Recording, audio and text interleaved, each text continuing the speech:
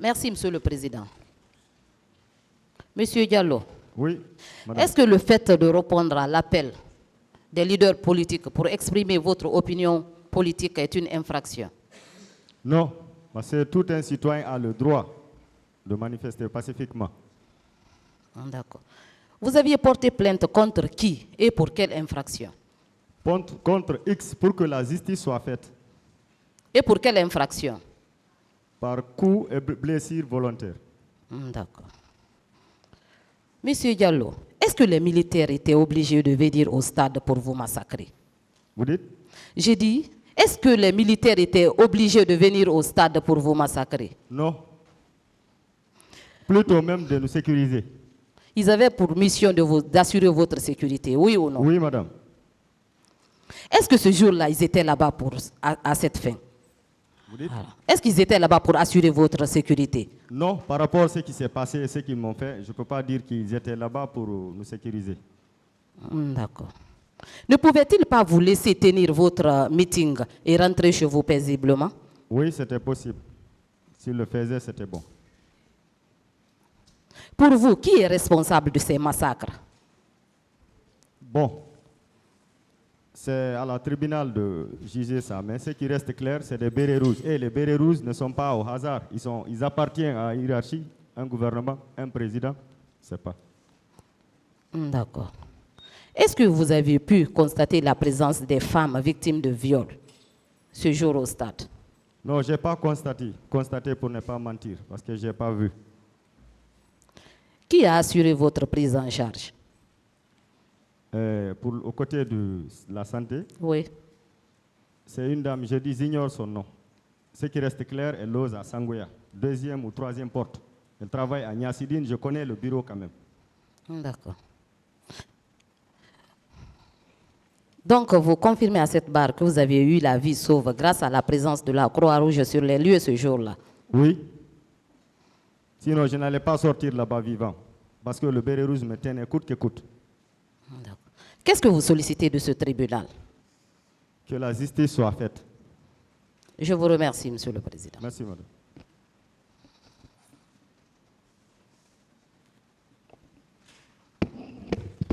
Ok, merci, Monsieur le Président. Monsieur Diallo, Oui, madame. à quelle heure vous avez pu sortir du stade? C'est ce que je répète encore. L'heure exacte de certains moments, je ne peux pas dire, mais je peux donner l'estimation. On peut dire au moins 11 heures, c'est pas 12 heures, quelque chose comme ça. C'est à cette heure que vous avez pu sortir du stade? C'est au moment que les bérets rouges sont rentrés, ils tiraient à balles réelles, à bout portant. Les gens tombaient. Personne n'a cherché à s'arrêter. D'accord. Vous dites que vous avez pu vous faufiler entre les grillages et les barbelés, c'est ça? Oui, ils ont séparé la tribune et le stade, là où on joue le ballon. Il y avait des petites portes de 1 mètre comme ça, et les barbelés. En haut, il y avait une limite comme ça, là. C'est là-bas, par là-bas, je suis sorti. Parce que je ne pouvais pas sortir, il y avait trop de monde. Il y avait de la bousculade au niveau des petites portes.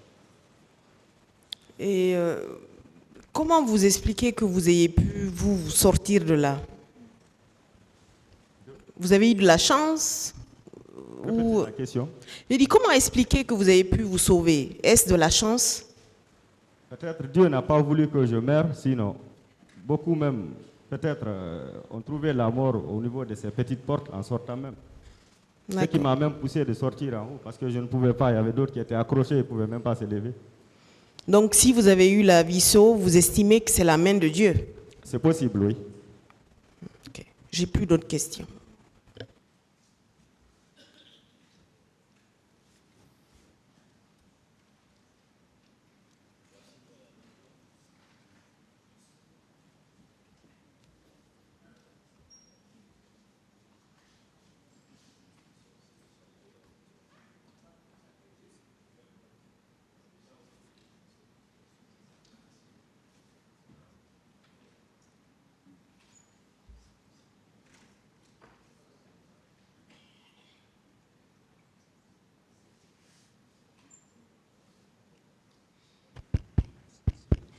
Ça, c'est bon.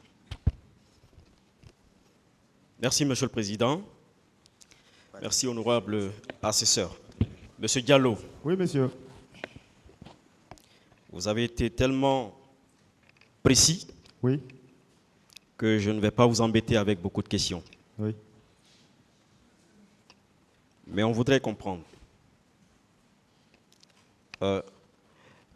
Les bérets rouges, ils détenaient quoi que vous avez pu constater? Qui? Les bérets rouges, ils détenaient quoi? Qu'est-ce qu'ils détenaient que vous avez pu constater? Ce que j'ai constaté, ils avaient des PMAK que je voyais dans les films. Au bout du canon, il y avait un couteau qui avait 3 lames. C'était tout? C'est Ce que j'ai vous vu, avez les pu couteaux, constater. Les couteaux aussi. Ça dépassait les couteaux, mais ça n'atteignait pas des coupes-coupes. C'était de taille moindre. D'accord. Et les gendarmes? Les gendarmes, non, je n'ai pas vu avec les fusils. Parce que je ne les ai pas rencontrés dedans. À moins qu'ils étaient habillés en tenue béret rouge. Les gendarmes étaient à l'enceinte du stade. D'accord. Et ceux des gendarmes qui étaient en t-shirt noir? T-shirt noir? Oui. Non, je n'ai pas constaté. D'accord. Et les hommes en maillot de Chelsea? Bleu. Bleu, oui. Oui. Eux, ils détenaient quoi que vous avez pu constater? Les gens que j'ai vus en maillot Chelsea, c'était juste à la porte. Ce sont eux qui ont ouvert les portes. Donc, ils ne détenaient rien. Parce qu'ils nous disaient même de faire tomber les cailloux. Victoire, venez, venez. D'accord. Alors, après ça, vous ne les avez plus vus? Après ça, je suis rentré, je ne suis plus ressorti par cette porte même. C'est de l'autre côté. D'accord. Dans les échauffourées, vous ne les aviez pas constatés? Non, je n'ai pas constaté. Vous C'était pas pas constaté. facile de constater aussi, pour ne pas mentir. C'est compréhensible, tout à Et fait. tout s'est passé très vite. Je suis d'accord avec vous. Merci, Monsieur le Président.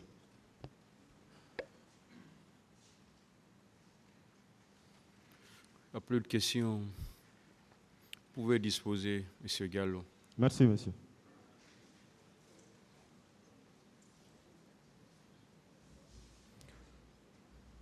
Est-ce qu'il y a d'autres victimes que vous avez pu faire venir?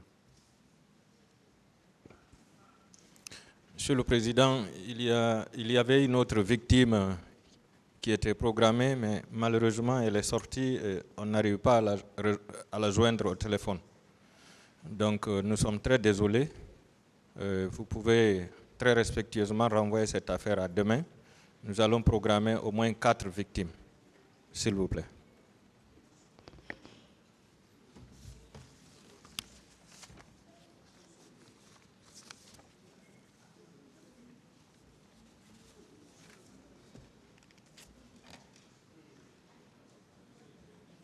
Oui, allez-y.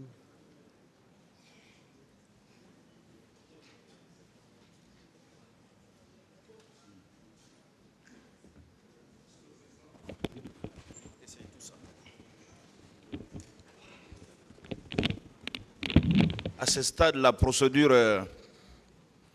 la défense du président Moussa Dadis Camara estime que la partie civile est en train de jouer avec le tribunal.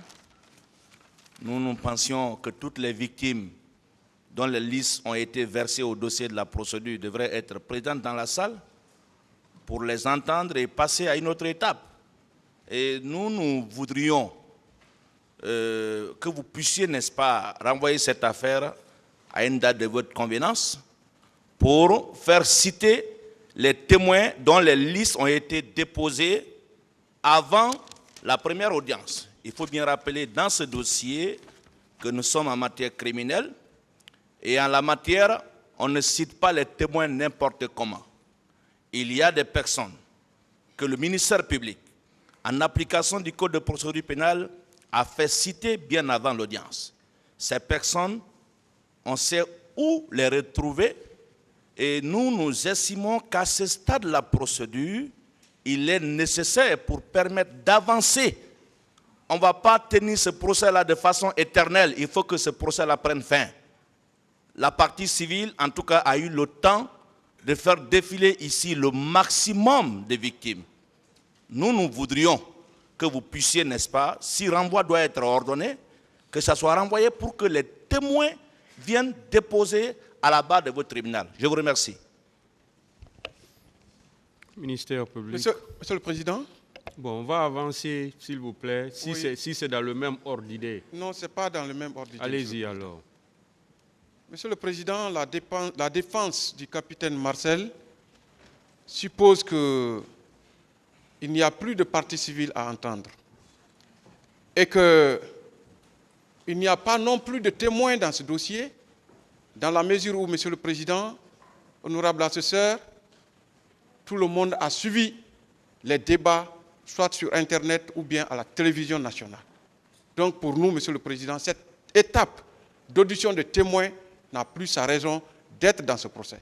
C'est pourquoi nous vous demandons, Monsieur le Président, d'ordonner, s'il n'y a pas d'autres mesures d'instruction que votre juridiction estime nécessaires pour la manifestation de la vérité, de renvoyer pour que les parties, le ministère public fasse ses réquisitions et que nous, de la défense, nous plaidons cette affaire. Je vous remercie. Autre chose. Oui, Monsieur le Président, Messieurs les assesseurs, je trouve qu'on est en train d'aller trop vite en besoin. Ce que je n'approuve pas, c'est le fait que de l'autre côté, qu'on ne parvienne pas à faire venir les victimes et que le tribunal puisse imprimer à ces procès une certaine vitesse. Mais à cette allure-là, vraiment, je ne pense pas que ce soit une bonne chose. Nous aurons souhaité que désormais les victimes viennent, même si c'est possible, et par nombre de 10, de 15, pour nous permettre d'évoluer. Ou alors, s'il n'y a plus de victimes à faire comparaître, que cela soit dit clairement pour qu'une nouvelle étape puisse être entamée dans ces procès. Mais dire à cet instant précis qu'il n'y a pas de témoins à faire comparaître, c'est comme si on n'avait pas suivi ces procès depuis le début, parce que vous avez des citations et des listes de témoins qui ont été produites, et alors qui sont régulièrement versées au dossier. Et il y a eu des demandes qui ont été présentées ici qui n'ont pas encore été examinées. Alors, dire donc à cette étape de la procédure que vous pouvez renvoyer pour les plaidoiries et réquisitions, c'est trop dire. Donc, nous, ce que nous souhaitons est que ce procès puisse aller avec un peu de rigueur, que les avocats des victimes redoublent d'efforts pour faire comparaître le plus grand nombre. Parce que ça fait déjà plusieurs fois que nous venons, les victimes ne comparaissent pas pendant que nos clients sont en détention. C'est ce que je voudrais ajouter et je vous remercie. Le Président, je voudrais tout simplement préciser qu'on ne doit pas occulter le fait que c'est un procès criminel, caractérisé notamment par la production et la discussion des preuves. Et à ma connaissance, le législateur a mis un accent particulier, comme le disait tout à l'heure mon confrère Pépé Antoine Lama, sur la comparution des témoins. Donc si à ce stade, les parties civiles ne peuvent pas se présenter, il n'y a aucune diligence à accomplir de ce côté, vraiment nos clients sont en détention, nous vous prions de bien vouloir renvoyer ce dossier-là pour que les témoins comparaissent. Je vous remercie. Ministère Monsieur le Président. public, s'il vous plaît.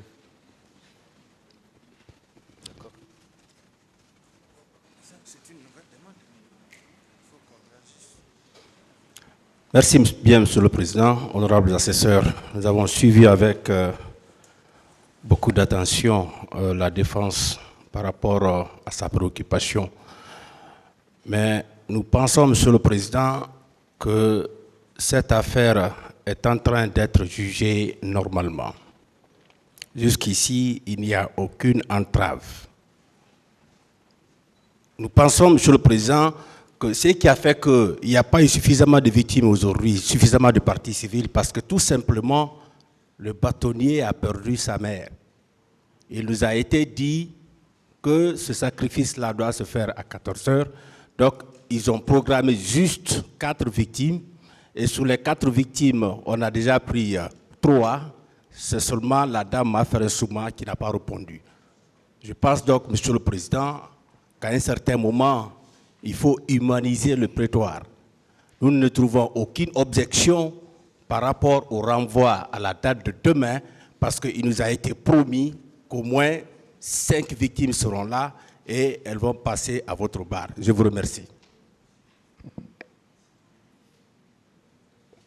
Merci, Monsieur le Président. Je pense qu'un procès criminel comprend plusieurs étapes. Nous avons commencé par l'interrogatoire des accusés. Nous sommes à la phase de l'audition des parties civiles. Après cette audition des parties civiles sera suivie l'audition des témoins. Après l'audition des témoins, il sera question de passer aux confrontations. C'est après les confrontations qu'on parlera de plaidoirie et réquisition. Je pense que cette défense divisée veut aller trop vite en besogne. Monsieur le Président, vous êtes témoin ici. Il y a eu des parties civiles qui ont passé toute une journée, voire même 2 jours, suite aux multiples questionnaires de la défense, du parquet et de la partie civile. Aujourd'hui, nous avons fait passer 3 parties civiles. Je pense que c'est un record.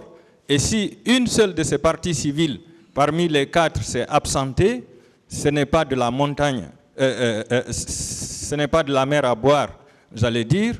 Je pense qu'on peut renvoyer valablement cette affaire à demain. Et si vous voulez, on peut faire passer une dizaine de parties civiles, parce que ce que vous ne devez pas oublier, il y a plus de 700 parties civiles dans cette affaire.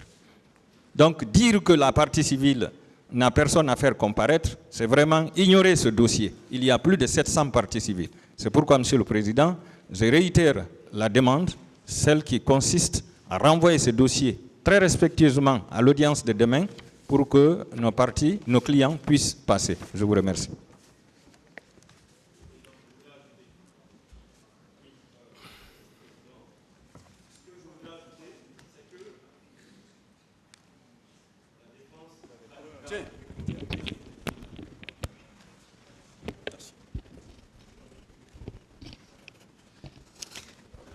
Ce que je voudrais ajouter, Monsieur le Président, c'est que la défense du capitaine Moussa Dadis Camara oublie vite.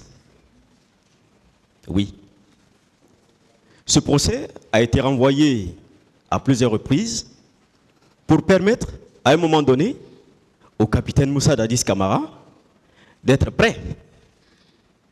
Parfois, on nous disait qu'il ne se portait pas bien. Et du coup, l'audience a été renvoyée à plusieurs jours. Une autre fois, c'était lors du huis clos. Il nous a avancé un motif ici, prétextant qu'il avait des brûlures et qu'il ne pouvait pas comparaître. Donc, le dossier avait été renvoyé pour lui permettre de se rétablir et de comparaître. Alors, Monsieur le Président, si aujourd'hui, nous qui avons comparu, parce que le motif ne va pas être que on renvoie le dossier pour comparution de la partie civile, non, c'est pour la suite des débats. Des parties civiles ont défilé tout à l'heure. C'est juste qu'il y a une prévue aujourd'hui, parmi tant d'autres, n'est pas présente, c'est tout. Si au moins, Monsieur le Président, parmi les 4 qui avaient été programmés pour aujourd'hui, plus de la majorité n'était pas présente, d'accord. Donc, Monsieur le Président, nous vous prions de bien vouloir envoyer ce dossier à demain pour la suite des débats. Je vous remercie.